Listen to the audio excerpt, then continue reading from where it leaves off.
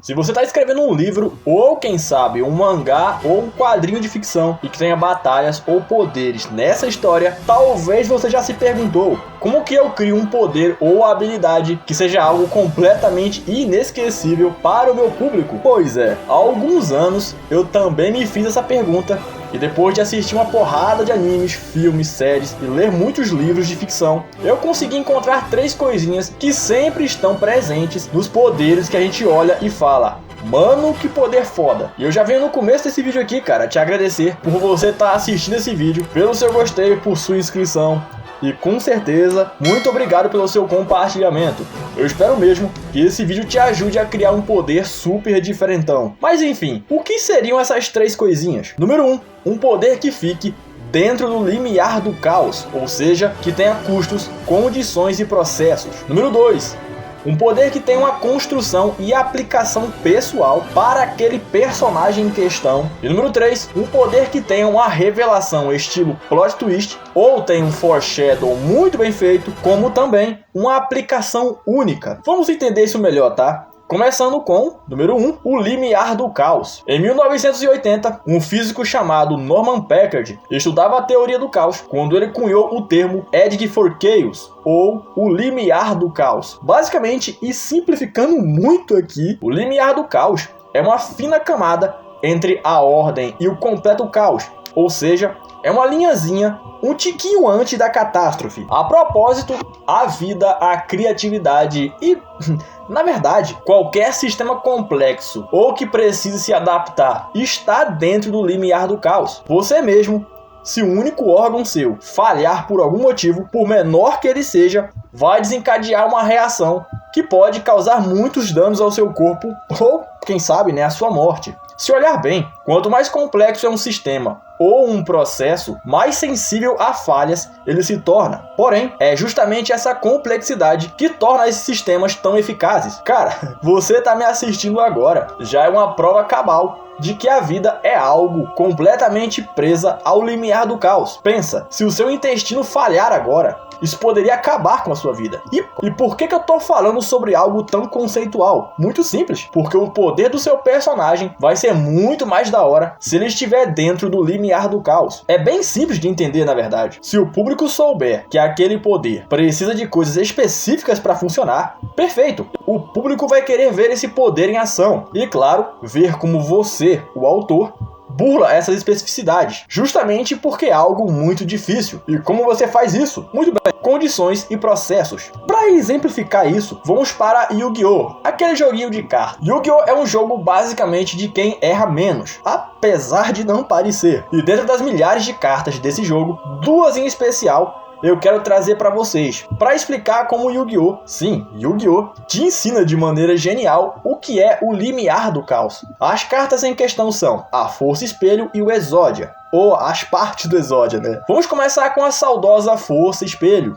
Ela é uma armadilha normal, que é disparada quando uma carta de monstro oponente ataca. Assim, todos os monstros do oponente, em modo de ataque, são todos destruídos. É uma carta bem simples, mas vamos analisar ela mais de perto e perceba como ela funciona bem semelhante à reação total do Starossa. Não a reação total do Meliodas, mas a reação total do Starossa. Vamos lá. Custos? Dentro do jogo, ela não tem nenhum. Bom, vamos assumir aqui que depois de ser ativada, ela vai ser enviada para o cemitério e isso seria um custo, só para fins de comparação. Já as condições, tanto para sua ativação quanto para o seu efeito pegar, pode não parecer, mas são várias. A começar, que é uma armadilha, então, normalmente, ela não pode ser ativada no mesmo turno em que ela é baixada. Depois tem a condição gatilho, vamos chamar assim, né? Que é quando o oponente ataca. Só aí você pode ativá-la. E a sua condição final é justamente que ela só destrói os monstros em modo de ataque e não os em modo de defesa. Já os processos são os mais óbvios, mas ainda estão lá. Para ativá-la,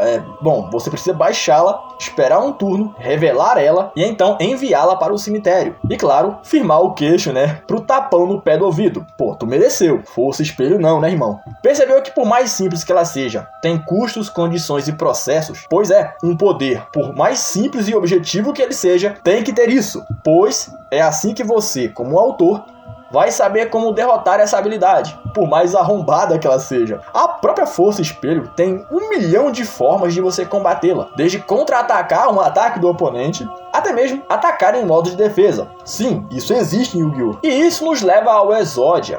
Ele é muito famoso por ser uma das cartas, entre aspas, que vem à cabeça de todo mundo quando pensamos em Yu-Gi-Oh! Mas, olha só, ele também nos ensina a criar um poder extremamente interessante. Em Yu-Gi-Oh! Você basicamente combate as cartas no campo, vez ou outra as cartas no cemitério e na mão, mas como é que você enfrenta um monstro que não precisa nem entrar em campo para que aquele que o controla vença? Isso é o que torna o Exodia apelão pra cacete, mas, olha só, é difícil para um caralho usá-lo de maneira natural. Vamos dizer assim, né? No momento em que as 5 partes do Exodia estão na sua mão, fim de jogo, você venceu.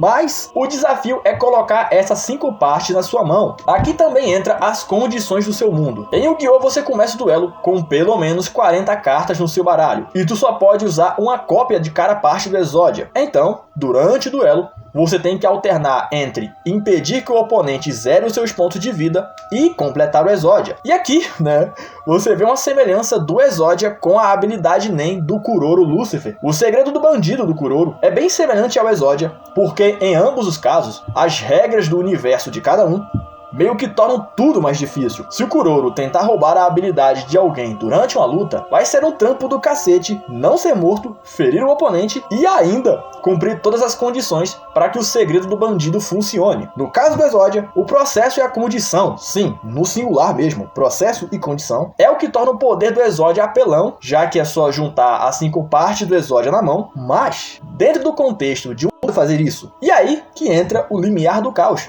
Para que a sua habilidade fique interessante, coloque processo na habilidade e dentro desses processos, coloque os custos e condições para que esses processos sejam possíveis. Vamos a um exemplo mais prático, né? A alquimia de Fullmetal. Em Fullmetal, além de todo estudo e prática, né, para você realizar a alquimia, você precisa conhecer e realizar os processos de compreensão, decomposição e reestruturação. Além disso, tu precisa de um ciclo de transmutação, claro, né? Se você não viu a verdade, tu também tem que seguir os princípios de troca equivalente, já que na natureza nada se cria, nada se perde, tudo se transforma. E ainda, existem coisas que você não pode transmutar, como por exemplo, o grande tabu da alquimia. Olha o tanto de processos, custos e condições que o autor impôs na obra dele, fazendo com que até o mais leigo em alquimia entende muito bem que se algum custo, condição ou processo desses forem bloqueados, já era o poder. Lembra? Limiar do caos.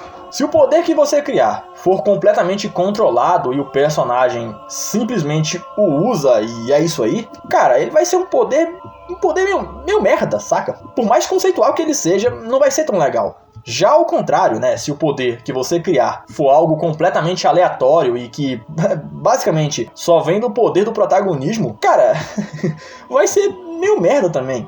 Já que o teu público vai saber que não importa o quão caótico esteja aquela situação, o autor vai simplesmente spawnar aleatoriamente um novo golpe, uma nova habilidade ou uma transformação, sem nem ao menos ter mencionado ou pré-estabelecido aquilo. E isso, cara, é muito ruim, velho. Agora, com o poder tem uma série de custos, condições e processos, mas aí vem aquele fator sorte ou oportunidade no enredo e o personagem aproveita essa oportunidade para cumprir todos os custos e condições da sua habilidade. Aí sim, meu querido e minha querida, aí vai ser uma cena emblemática. A primeira vez que o Lelouch usa o Guise dele é exatamente isso. Existe uma série de condições que o Guise exige, mas o poder é mega apelão.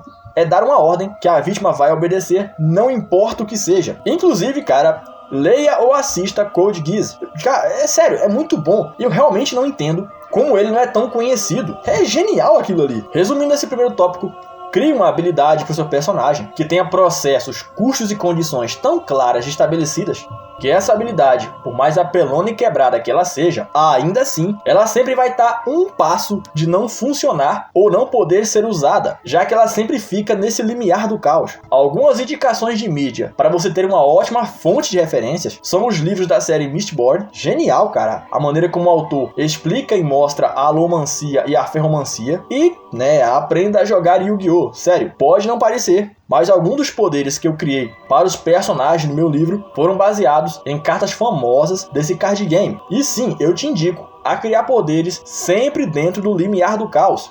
porque é uma boa técnica, né, óbvio, e porque, né, todos os poderes que eu crio, todos eles, sem exceção, todos estão dentro do limiar do caos. Mas, Lipe, e se no meu universo os poderes dos personagens simplesmente despertam ou aparecem? Como é que eu faço? Número 2, construção e aplicação pessoal. Isso também vale para os poderes que os seus personagens criam, tá? Para você entender já de prima sobre o que é essa segunda técnica de criação de poderes, vamos a 2 exemplos, tá? Killua de Hunter x Hunter e número 6 de Legado de Lórien. Começando com o Killua. Dentro de Hunter x Hunter, nós temos a família dos assassinos Zodiacs, a família do Killua, mas para se tornar um assassino, ele primeiro precisa aprender a aguentar torturas, e uma delas era ser eletrocutado. Por causa disso, o Killua ganhou uma resistência tremenda a choques elétricos, sendo quase invulnerável a eles. Mais tarde, já como Hunter e ter acabado de despertar o Nen, o Killua começa a moldar o Nen dele para que o seu Hatsu, ou em um termo mais abrangente, para que o poder do Nen dele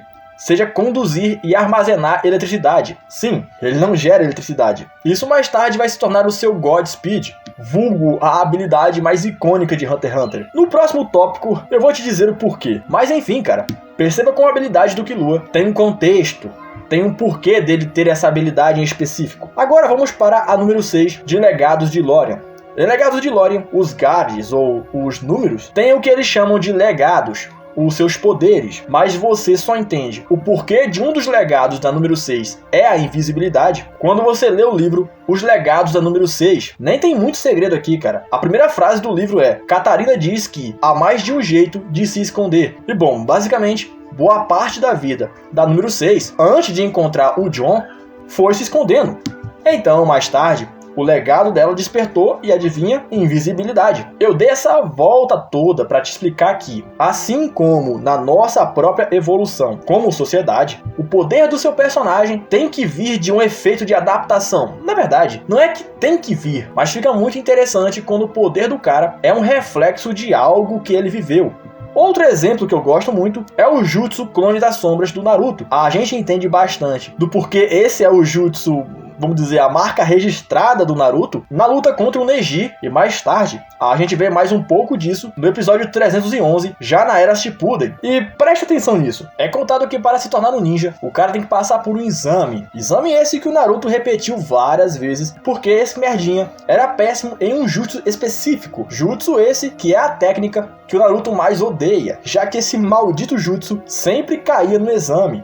Durante a batalha contra o Neji, ele o derrota. E então explica que, olha só, o jutsu que ele acabou de usar para vencer o Neji, jutsu esse, que é a sua marca registrada até essa época, né, é a porcaria do jutsu que ele mais odiava, já que por causa dessa técnica, ele repetiu várias vezes no exame para ninja. O jutsu mais usado pelo Naruto era o jutsu que ele mais tinha dificuldade de usar. E se isso já fez você ficar com aquela dorzinha no peito, senta aí. Sabe como é que o Naruto jogava cartas, mesmo ele não tendo ninguém e morando sozinho? Isso mesmo, ele criava mais 3 clones e se divertia com ele próprio. Percebeu que em uma única técnica, o autor deu todo um contexto para aquele personagem? Pois é, faça a mesma coisa. Se quiser que as pessoas entendam as emoções e visões de mundo de um personagem através do poder dele, faça esse poder ser um reflexo de algo que ele viveu ou um ambiente específico. Ou, bom, melhor ainda, né? Seja subjetivo. Se quer fazer o poder do personagem ser algo mais subjetivo, faça um poder que o teu público vai ter de quebrar a cabeça para entender. Algo do tipo, né, que na hora que o público entender, ele pense: é por isso que o rolo do Ichigo vinha quando ele tava pra morrer. Putz, e esse puto sempre aloprando o rolo, enquanto que o bicho tava sempre querendo proteger ele, entendeu? Faz um poder que, tipo, tem uma história por trás, mas às vezes nem o próprio personagem entende o porquê ele tem aquele poder. Geralmente, você vai usar isso pra plot twist. Um exemplo bem recente foi a Akuma no Mi do Luffy em One Piece. Todo mundo achava que era uma coisa, mas olha só, não tem nada a ver. E o foda é que sempre esteve na nossa cara, mas a gente nunca percebeu. E é muito bom isso, porque o público sente a mesma sensação de ver um truque de ilusionismo. O truque tá acontecendo na frente dele, mas ele não vê. Mas para entender melhor como fazer essa revelação desse poder, vamos para o próximo tópico. Número 3, revelação impactante e a aplicação única. Os mágicos e humoristas são ótimos nessa técnica, digamos assim. Tem um livro chamado Truques da Mente, do Stephen McKinney, e nele, depois de bastante estudo e pesquisa, o autor nos explica como que os ilusionistas nos enganam tão perfeitamente, mesmo usando truques tão óbvios. No capítulo 8, ele trata sobre expectativa e suposição, e como que os mágicos usam isso para nos enganar facilmente. Na verdade, o fato da gente meio que já saber como a mágica vai terminar, ou o truque por trás, já é uma ótima forma dos mágicos nos pegarem de surpresa. O falecido ilusionista John Thompson chamava isso de fechar todas as portas. Basicamente, você reduz uma a uma as explicações possíveis de um truque, até que o seu público elabore uma explicação impossível. E a essa explicação nós chamamos de mágica. E como é que eles fazem isso? É bem fácil, na verdade. Eles mostram a mágica usando um truque, depois mostram a mesma mágica com outro truque por trás. Após isso, mostram a mágica com o primeiro truque e só então fazem a mágica com um terceiro truque que ainda não tinham mostrado, de preferência com um final diferente. O objetivo aqui é sempre levar a atenção da vítima para uma falsa solução e um falso final, fazendo ela própria a acreditar que ela já tem a resposta para como é que ele fez o truque. Por consequência, a própria vítima acaba criando uma suposição e uma expectativa de como é que vai ser o final, e ela é pega completamente de surpresa quando na verdade a mágica termina diferente do que ele imaginava. E melhor, por mais que ela saiba a explicação de como funciona o truque, como o mágico usou outro truque para aquela mesma mágica, a vítima fica sob o efeito da ilusão, mesmo sabendo a base do truque. E por que caralhos eu tô te explicando isso? Porque a mesma coisa acontece nas histórias, especialmente nos poderes. Quando o universo fictício tem regras muito bem estabelecidas, assim como a nossa realidade tem as suas regras físicas bem claras, no momento em que alguém faz algo impossível, entre aspas, o impacto é imediato. A luta do Hisoka versus Castro tem exatamente tudo isso que eu te expliquei. Você acabou de entender como o NEM funciona, mas aí chega o Hisoka e faz coisas impossíveis até mesmo para aquele universo. Depois tu vê como é que ele fez e tu fica até meio sem graça quando você descobre que, mano, era muito óbvio como é que ele tava fazendo aquilo. Só que a sua explicação como espectador, ironicamente, por falta de uma explicação, né, já era pensar que aquilo tudo era uma habilidade NEM onipotente. Mas não. Tudo era só uma ilusão de ótica. É genial. A mesma coisa acontece na luta entre o Vogen e Kurapika e Lemillion versus a classe A em Boku no Hero. Ou seja, você usa da falta de informações sobre um poder ou da sua mecânica para gerar uma surpresa no público, fazendo o personagem parecer muito mais poderoso do que de fato ele é. É claro, você precisa estabelecer muito bem como funcionam os poderes e aquele universo, porque é a partir disso que o teu público e os outros personagens vão acreditar aquele feito a algo impossível, a algo mágico. Para você realizar isso, leve a atenção do seu público para uma falsa, verdadeira explicação. Como assim, Lipe? Sim, a explicação que você vai deixar o público ter é realmente uma explicação válida, mas não para aquela situação ou para aquele poder em específico. E no momento em que o personagem, ou se você estiver narrando em terceira pessoa e tu for explicar como o personagem fez aí sim, tu mostra a mecânica por trás daquele poder e, muito importante, como que naquela situação ele fez aquilo com aquele poder. O melhor exemplo possível é a luta do Hisoka versus Castro e Mirio versus classe A. Em ambos os casos, uma simples aplicação daquele poder naquele universo fez parecer os poderes de ambos muito mais apelões do que de fato eles são. E, uma dica bônus aqui que eu não podia deixar de fora. Se for para mostrar e explicar, faça em grande estilo. De jeito nenhum você revela a extensão máxima do poder de um personagem sem que essa cena seja algo muito foda. Quer um exemplo? Kurapika versus o Vogen. Sensacional aquilo ali, cara. Me acompanha. O Vogen fez um massacre na máfia, matou 3 Shadow Beasts sozinho e debilitado, foi pego pelos guardas da família Nostrade e mesmo sedado, o filho da puta ainda tava com a aura no talo e depois de toda essa demonstração de força, chega o Kurapika, revela o tempo do imperador dele e acaba com o Vogen sozinho. Viu isso? O autor estabeleceu a força do Vogen, mostrando ele matando 3 usuários de Nen experientes, mostrando como ele é fisicamente o mais forte da Guiné Jodan e, né, que só tem a elite, mostrou como ele não se abala de maneira nenhuma e depois vai lá o Kurapika sozinho e destrói ele. Porra, por um instante, tu sente até pena do Vogen. Ele não tinha a menor chance contra o Kurapika. E tipo assim, cara, ele perdeu por causa do Zetsu. Tipo, é algo muito específico. Como também, né, é algo muito óbvio, só que até o Kurapika explicar isso, você nunca pensaria nisso. E detalhe importante, olha aqui de novo aquilo que eu falei sobre o poder ser baseado em algo que o cara viveu. Comenta aí se você sabe o porquê o tempo do Imperador só funciona quando o Kurapika tá de olhos vermelhos. Outro exemplo, e esse vem de Mistborn, é quando a gente sente a presença do Senhor Soberano. Sim, não é exagero, tá? Você sente a presença dele sem nem vê-lo. Bom, no primeiro livro da série, a gente aprende sobre a alomancia, que, resumidamente, você ganha certos poderes ao queimar internamente certos metais que você engoliu. E um desses poderes é o latão, uma liga de cobre e zinco, que permite a você guiar e acalmar as emoções das pessoas. E quem usa esse metal é chamado de abrandadores. Porém, mesmo abrandadores experientes, como o Brisa, por exemplo, mesmo ele só consegue abrandar as emoções de algumas centenas de pessoas e se elas estiverem bem próximas. O mesmo se aplica ao Kelsier e a Vin, os dois protagonistas da história. Eles dois só conseguem abrandar algumas dezenas de pessoas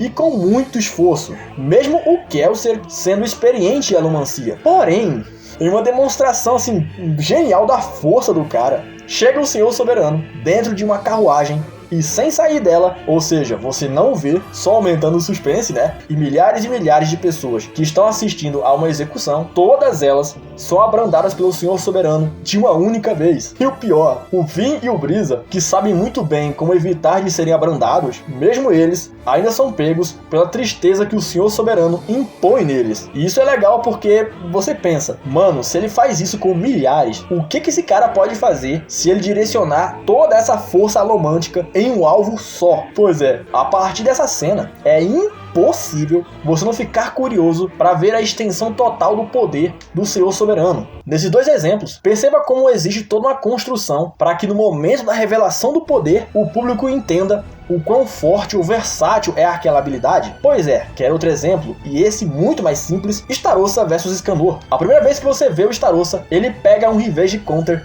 com uma mão um pouco antes de destruir o corpo do Ban e matar o Meliodas sem nenhum esforço, sossegado. Claro, isso também estabelece o mandamento do amor dele, onde qualquer pessoa que sinta ódio em sua presença é incapacitado de lutar. Mas aí chega o Escanor, o ego e o orgulho encarnado, e só sente pena do cara. E aí ele vai lá e espanca e quase mata o Starossa e os Eldris sozinho, e isso sem nem estar no ápice da força dele. A partir daqui é impossível você não ter entendido o quão poderoso é o Escanor, entendeu? Estabeleça a força ou as aplicações das habilidades de outros personagens, e só então, só depois disso, é aí que você vai mostrar o poder do teu personagem principal e como esse poder é foda pra caralho, entendeu? E aqui chegamos na aplicação única. Quando eu vou explicar pra alguém o que é a aplicação única, eu sempre uso 3 personagens como exemplo: Lemillion, Roy Mustang e Killua. Pelo menos 2 dos 3 têm poderes aparentemente muito genéricos e batidos. E isso até você ver a aplicação e principalmente a mecânica por trás dos seus poderes.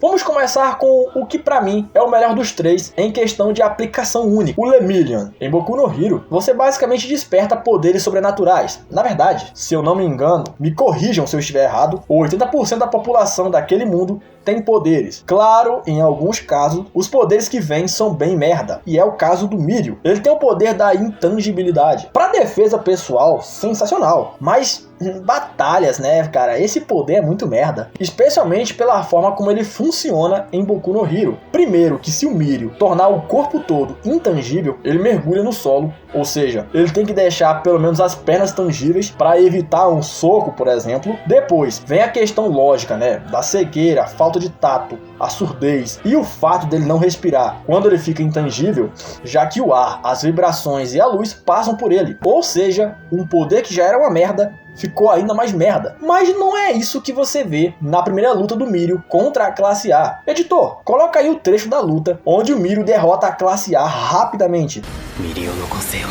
決して羨まれるものじゃない。ひがむべきはその技術だよ。1年後ヒーローの下でインターンに励み、ミリオは培った。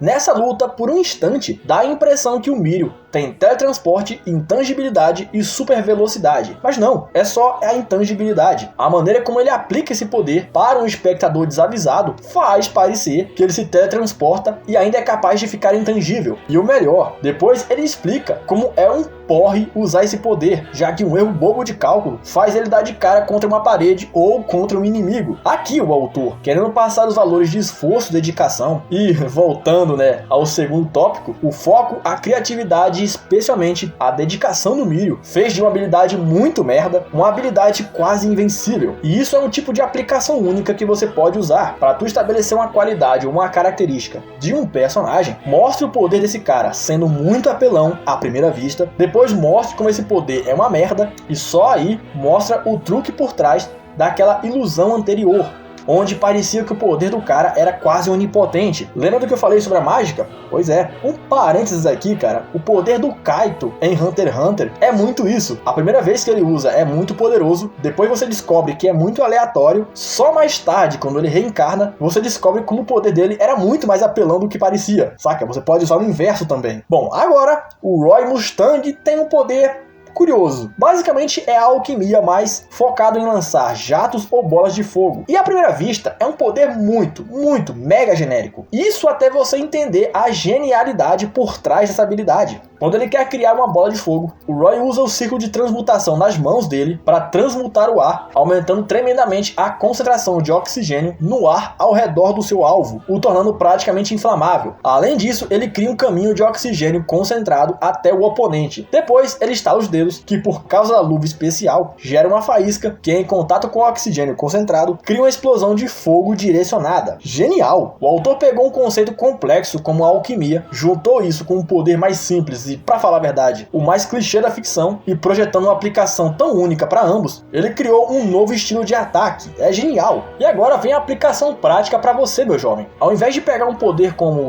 sei lá, o cara cria bombas ao estilo Deidara, pesquisa como funciona uma explosão ou materiais e reações químicas que geram grandes explosões. A partir dessa pesquisa, aí você cria um poder, claro, aos moldes do primeiro tópico desse vídeo: processos, custos e condições. Olha como o poder do Mustang tem um processo, custos e condições para que ele seja usado. Percebeu como ele está no limiar do caos? Você vê isso no primeiro episódio, quando ele não consegue usar o poder dele porque o processo e a condição para usá-lo foram interrompidos. Resumindo, pega um poder genérico, nicha ele, ou seja, encontra como aquilo funciona cientificamente, digamos assim, e então combina essa explicação científica com a energia ou com o funcionamento do seu universo, beleza? E isso nos leva ao Killua. Talvez o Killua tenha a habilidade mais genial de um anime, pois ela segue todos esses princípios. Ela tá no limiar do caos. Tu vê isso quando o Killua enfrenta o Yuppie e o Godspeed dele acaba. O Godspeed tem toda uma história por trás de como ele foi criado e de como ele se tornou a habilidade do Killua. A primeira vez que você vê o Godspeed em sua aplicação mais insana é um grande momento. Porra, velho, o Yuppie não tem nem tempo de entender o que é que tá acontecendo. E agora, olha a aplicação única dessa técnica. Além dos choques elétricos, o Godspeed do Killua é dividido em duas etapas: o turbilhão e a velocidade do relâmpago.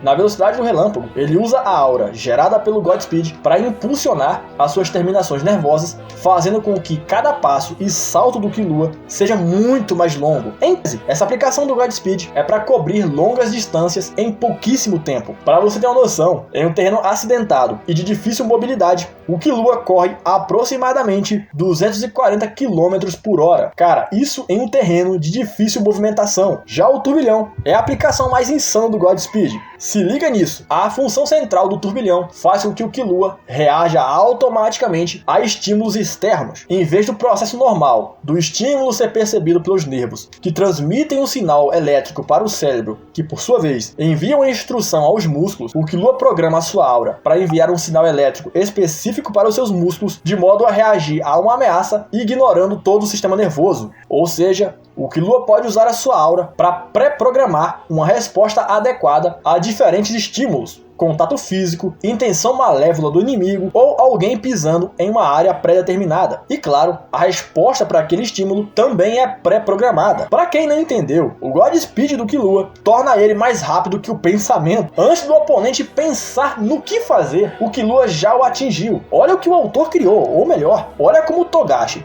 pegou um poder genérico pra cacete, combinou isso com a anatomia humana e a fonte do poder da sua história e criou um poder praticamente invencível. Mano, pensa o Killua com a força do pai dele. Compreendeu o nível do monstro que o Killua vai se tornar? E lembrando que, o que torna o Godspeed do Killua muito foda é justamente o limiar do caos. Apesar de apelona pra cacete, o Godspeed tem processos, custos e condições para ser usado, entendeu? E agora, como é que você faz isso na sua história? A mesma coisa do Roy Mustang, mas com a diferença de que você vai fazer o poder do seu personagem ser apelão, não por ele ser onipotente, não, mas porque esse poder, combinado e aplicado com outro fator, de preferência algo mais científico, deixa ele não só único para aquele personagem, como o seu uso é tão específico e metódico que um conceito simples se torna algo muito poderoso. Por exemplo, o verdadeiro poder do Superman. Muitos acham que o poder do azulão é a super força, velocidade, visão de calor e parará, quando na verdade o poder dele é absorver energia solar. E é isso, a maneira como o corpo dele aplica esse poder faz parecer que ele é onipotente, sendo que ele é só uma grande bateria ambulante. Outro exemplo é o Wang-Ei do anime Hitori no Shita. O Tai Chi do cara é tão desenvolvido que ele parece mais o Neji lutando. Claro, ele tem outras técnicas, mas olha como especificamente o Tai Chi dele é muito foda. Até parece que ele tá usando outros poderes. O editor coloca um combate do Yang-Ei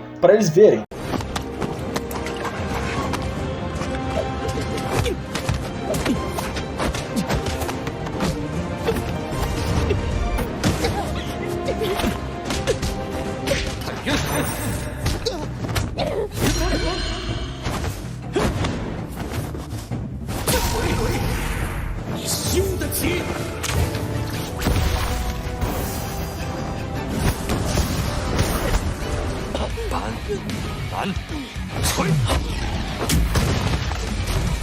Resumindo, pega um poder, um estilo de luta ou um conceito, foca em uma aplicação desse poder e então pensa em um novo poder específico e claro, mostra como dá para usar esse novo poder em diversas situações.